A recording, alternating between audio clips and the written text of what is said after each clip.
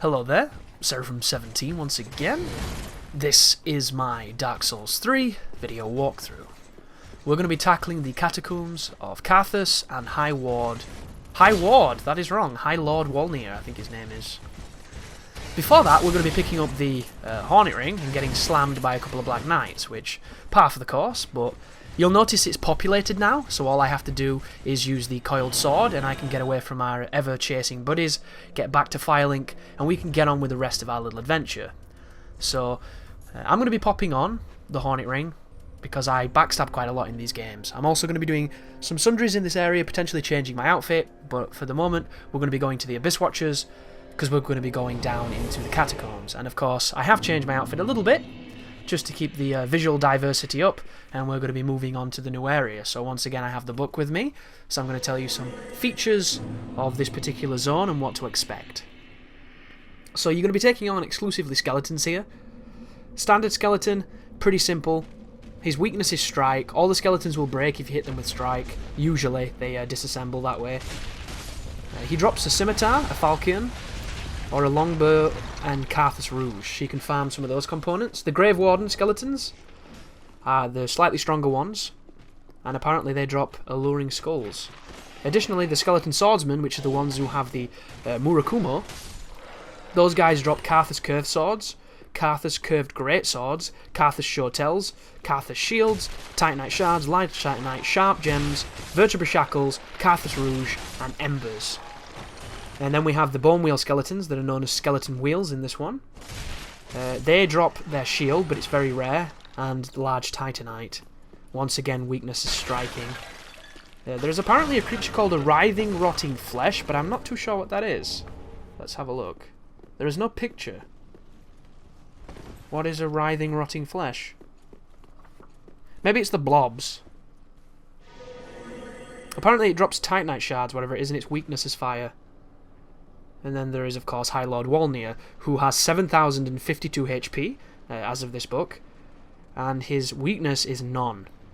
He, of course, does elemental damage, he does dark, and that's pretty much a roundup on this area. The ball that you just saw then, you can stop it from moving around the area by killing the skeleton who has the little hat on. The first one you come across will drop a Titanite shard, an ember. What am I saying? Jesus, sorry about this, guys. It will drop a Estus shard for your flask. This one, I think, drops a tiny crab, so you don't want to kill this one. Additionally here, you can run down there and take a hit off the ball if you want to, but apparently it looks like I'm going to be waiting.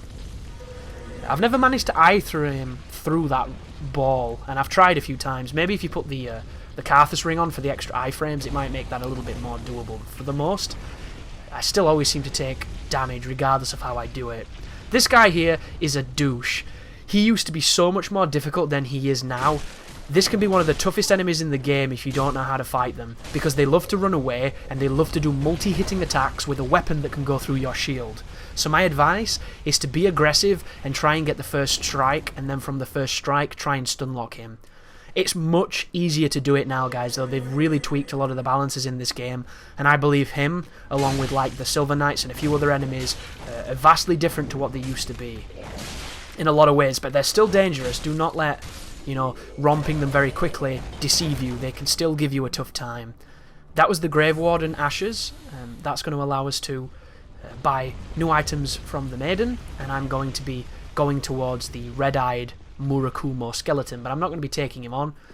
This is the Crystal Lizard that always commits suicide for some reason, I think. He just runs through the graphics and you get his stuff anyway, which is nice. I'm going to cast Spook just in case this guy decides to chase me. Oh no, I'm going to actually backstab him. Interesting. I suppose I was in a rather Machiavellian mood. But in here is the shortcut, so make sure you open it up with the lever. And then there is a shit ton of skeletons that are about to stand up. And there's a reason why these bones are all weird and floating. It's because they're all enemies. They're not actually part of the geometry. And if you come to this bridge, you're going to trigger a whole bunch of them, including an NPC summoning if you're in human form, who will come and invade you here. And you can cut the bridge, which leads to a shortcut, or you can come up here and you can take on the boss. High Lord Wolnir is not a difficult boss, he's a gimmick boss, but he's also a boss that can kill you very quickly, and if you get a bad pattern on a bad arm, you can have a lot of trouble. If he pushes you towards the other side of the arena, it can get to the point where his crazy instant death breath is unavoidable. So you need to try and control this fight as best as you can. And I'm going to show you a couple of techniques here that I like to do to get the ball rolling. So first, buffs. Buffs are going to augment your damage. It's going to give you like a flat out 80 plus damage, something in that area. And it's just gravy on top of what we already have. Here is his hand. You do not have to hit the bangles. I thought you had to hit the bangles at first, but you can hit the hand or the bangles. Both count. I don't believe there's any kind of sweet spot, but I would recommend you go for the right hand first, the one that is his right, because it's the harder one to hit. You'll notice I went for the left one, and now I'm going to go for the right one, and then I'm going to go for the right one perhaps. Or maybe not. He's going to pull something out of the ground. Be careful of the fog near his body. It does massive damage. Also, depth perception here is your biggest enemy too, so watch what he does. This is the breath move. Make sure you run away from it or it will do massive stacked damage. Incredibly dangerous technique, and it does linger just a little bit, but always try and put yourself back into where the breath was cast, because it sometimes motivates the boss not to rush forward. Here's me attacking the right hand. You always want to go for this hand.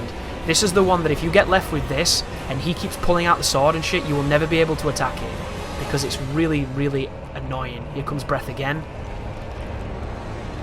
So not the cleanest High Lord fight, but we'll get there. Hopefully you went for the right hand and then finished him on the left hand, because it's the best way of doing this. You can also hit his face, which does a little damage, but I don't recommend it too much. But be careful of the fog. It's a passive death box that's in the middle of him that does massive damage. That's exactly what we needed. As soon as that one's gone, the other hand is easier to hit, and we should be able to kill him. If I'd have been able to buff, we would have been able to finish this off there, but instead he does a palm strike. Watch your head, it's coming down. Oh, there it was. You see, I know the pattern and I still fucked it up, which should give you faith to be able to conquer this boss. Once all the bracelets are killed, pick up the Pyromancy Tome, because it's one of the only opportunities to get it, I think. And then that is the end of that boss. You'll then get put back in the room we were in previously, and we can push forward to Irithyll. But the people who've been paying attention will realise I do not have the doll, and without the doll, we cannot enter into the city. So we're going to be going towards the Cathedral of the Deep shortly, but first we're going to head up here. So thank you for watching, and you take care now.